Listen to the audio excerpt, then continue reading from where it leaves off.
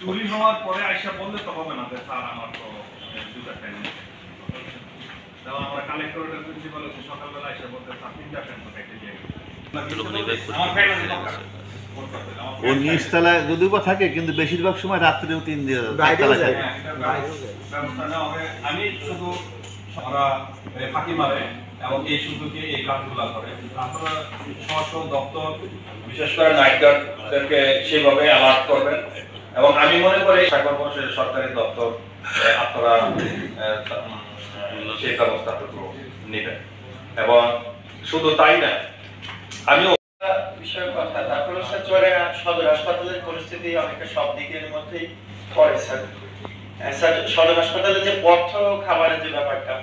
অবস্থা বাজে। আর স্যার এমনিতে হাসপাতালে স্যার এখন 22 জন চিকিৎসকের মধ্যে 9 জন সংকট, তার মধ্যে স্যার কিছুদিন আগে অ্যানেস্থেসিওলজিস্ট চলে যাওয়ার কারণে অর্ডার হয়েছে, এখন ওটা ক্যান্সেল হয়েছে কিনা জানি না, অবশ্য মানুষজনই আমাদের জেলারই এখন তারও সম্ভবত আগ্রহ আছে চুয়াডাঙ্গাতে থাকার, কিন্তু স্যার সবই তো যশোরে নিয়ে যাচ্ছে, যশোরের উপজেলাগুলো বলিয়ে ফেলছে। উদ্যোগ নেওয়া যায় কারণ স্যার এটা মানুষের দুর্ভোগ প্রচুর জায়গায় এবং প্রত্যেকদিন শত শত রোগী ফেরত যাচ্ছে, এটা স্যার চরম একটা সমস্যা। ধন্যবাদ। আজকের এই আইন শৃঙ্খলা মন্ত্রী সম্মানিত সভাপতি জনাব